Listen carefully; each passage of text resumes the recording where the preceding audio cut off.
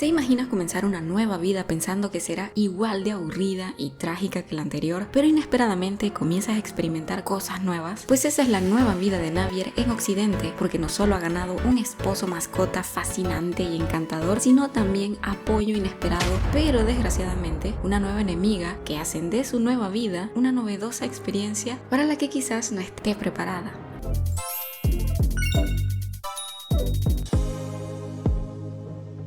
El inicio de la relación con Henry llevó a Navier a actuar y a estar involucrada en cosas que jamás hubiese hecho en Oriente, cosas que nunca le enseñaron en su preparación para ser emperatriz y que nunca experimentó con Sobieshu, para sorpresa de nadie. Pero la convivencia con Henry es abismalmente diferente a la que tuvo con Sobieshu, y esto hizo que Navier comenzara a tener sentimientos por Henry, diferentes a los que había sentido por Sobieshu, pero al ser algo nuevo no puede descifrar según sus conocimientos qué es y por qué lo siente, porque su relación con Sobieshu era muy rígida y estructurada, pero con Henry esas cosas no existen, porque él es extrovertido y un poco sinvergüenza en algunos temas, pero a la vez tierno y dulce con Navier. Entonces, al no estar acostumbrada, piensa en las posibles razones para comprender esa situación, pensando que es porque Henry quizás sea más joven que ella, pero lo que Navier no ha tomado en cuenta es que así se comporta alguien comprometido y enamorado. Aplausos para Henry, que se está esforzando muy bien.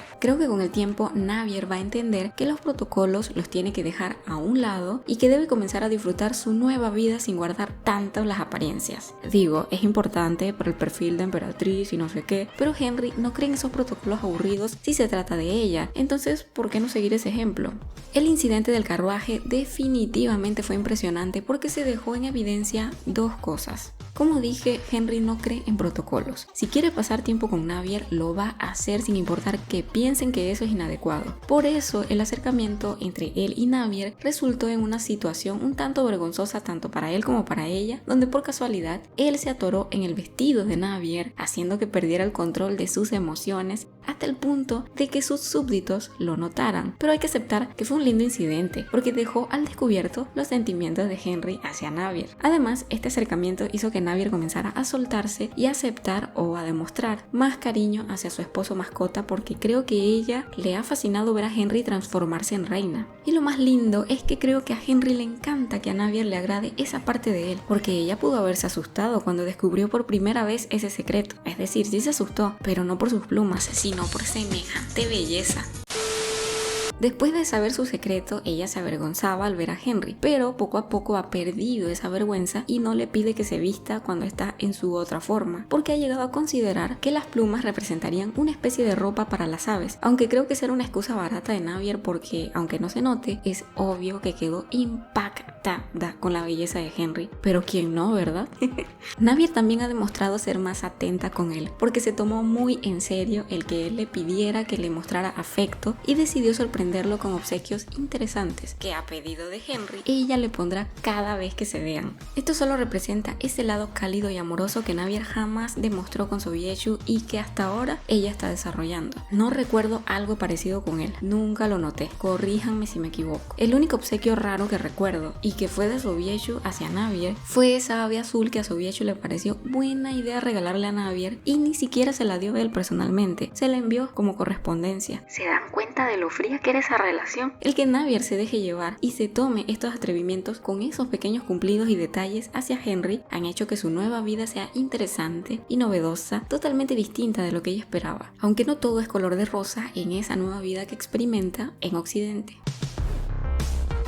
Antes de la llegada de Navier a Occidente ya había una reina que de un momento a otro ha perdido todo, desde su esposo hasta su poder dentro del reino de Occidente, y quien por obvias razones ve a Navier como una amenaza. Krista es una versión de Rashta pero en Occidente, porque actúa de forma ingenua, entre comillas, y malintencionada por estar mal asesorada. Ella representa un potencial problema para Navier porque gracias a sus damas de compañía ella recibe información equivocada sobre Navier, poniéndola como si fuera una arpía que solo llegó a Occidente para aprovecharse del reino, nada que ver. Entonces anda queriendo competir torpemente y sin razón con Navier, como si tuviese velas en ese entierro. Krista, por favor, no molestes, querida, aléjate, chuchu, vete.